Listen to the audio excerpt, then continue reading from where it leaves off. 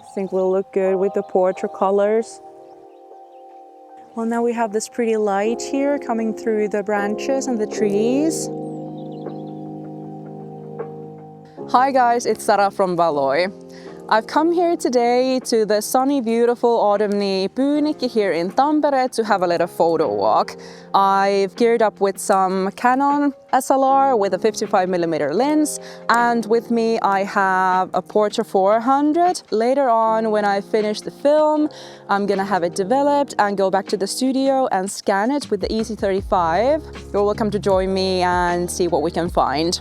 It's time to load the camera. I have my film here, the Portra 400.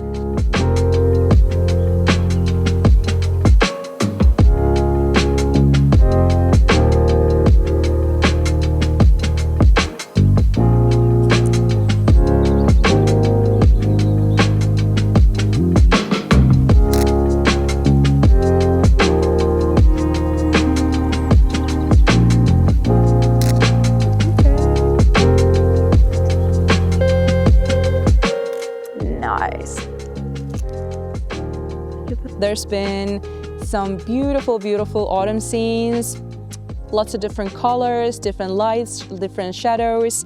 Portra comes in ISO 400, H100 and 160 also. I decided to go with the 400 this time because I figured that it would suit best whichever lighting conditions we have today. It's exciting to see how the Valoi Easy35 works with Portra, but that remains to be seen. Let's go and shoot the rest of the roll.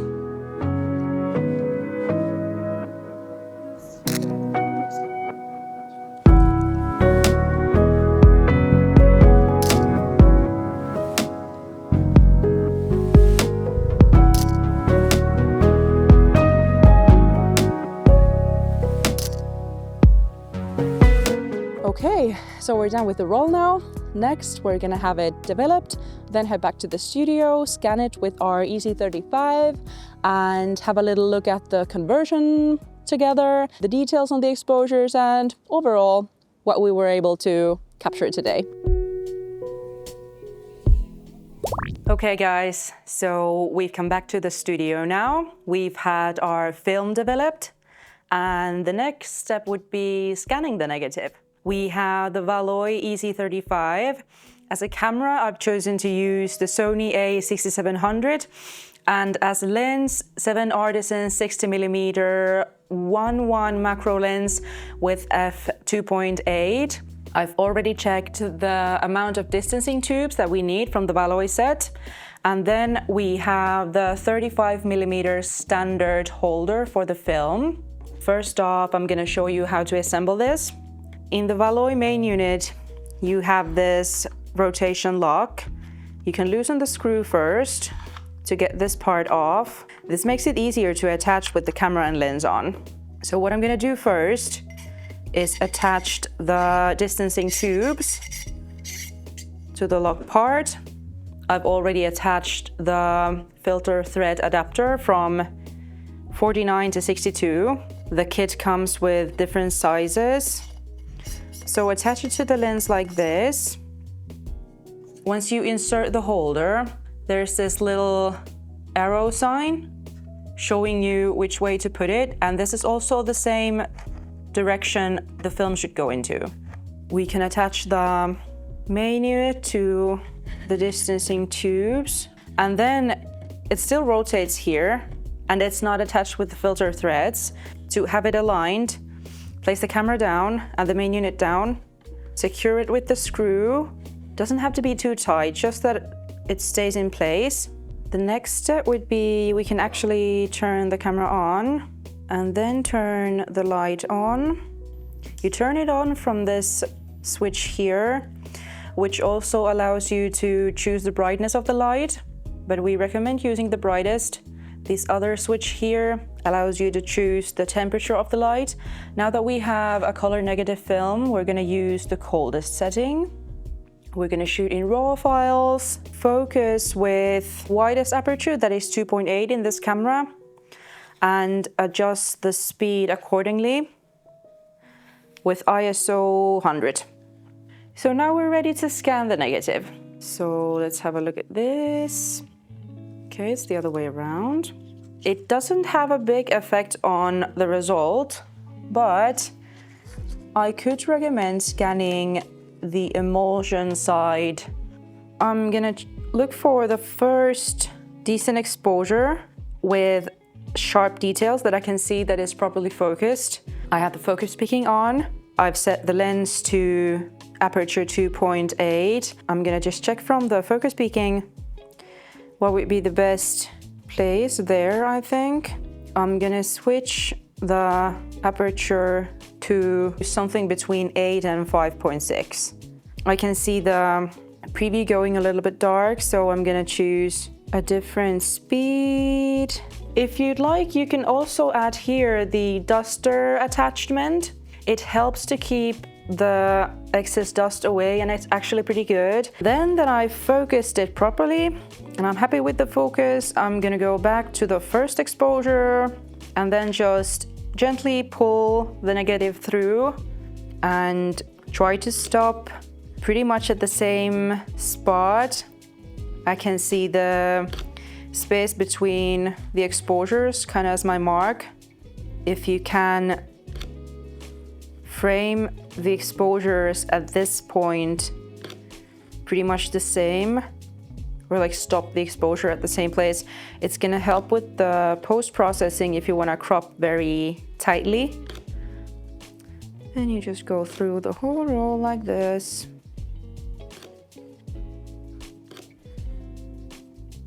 Okay, some of these are looking pretty good. Happy so far. And what I can tell from the focus peaking, they are focused really well. I feel like I'm gonna be pretty happy with most of these. And one more.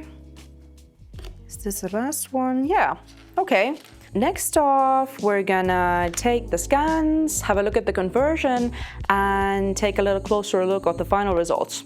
Now I've imported the scans to Lightroom Classic. That's what I'm gonna be using now. I usually convert all my scans one by one. What I've done here is I've chosen 10 of my favorites from the roll.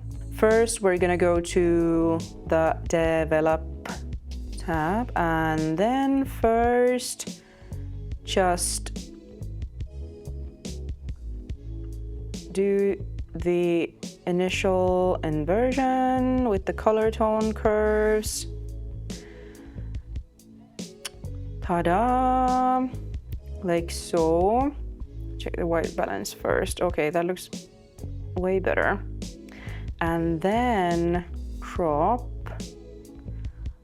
Then what we can do is to copy these adjustments, paste to all. Then I go back to the beginning and to the curves again, adjust, and then see what we can do to make the best of each exposure.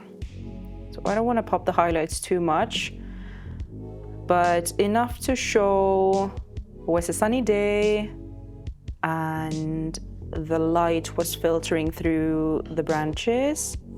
Now that you've done some more adjusting to this exposure, copy and paste to the next one. That doesn't look enough to me, so what I want to do is a little more there, no, actually here and there. Okay, that's pretty good, I think. During the first round, I'm gonna only do the lights. Now I can see here, when I was scanning these, apparently they weren't framed the same way because you could see a little of the black border there. So I'm gonna take it down a little bit. Okay, we need a little more contrast here. Let's be fun like this, maybe. The light situation here, pretty much the same as here. So just take those and add them there. A little bit more. We'll definitely straighten the horizon. For the second round, I'm gonna have a closer look at the white balance and the color tint. Pick the white balance selector, but use the sliders with the arrow keys.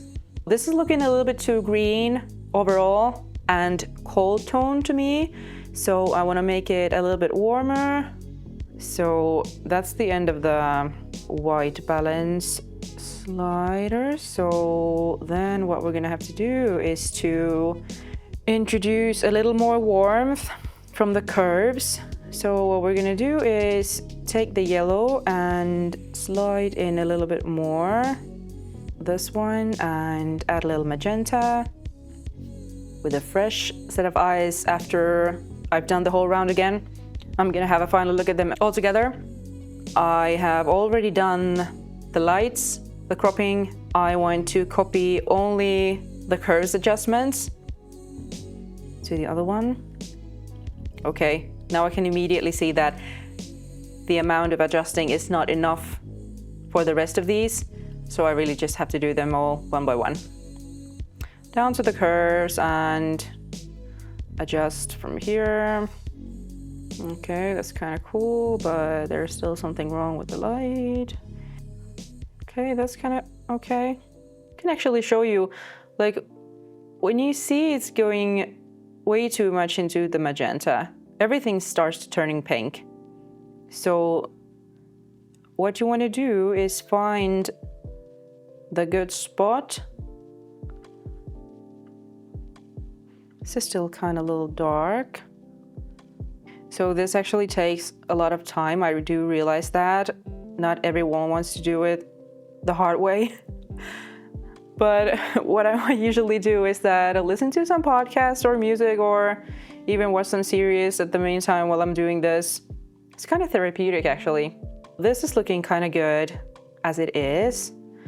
Let's just see if we can make it any better.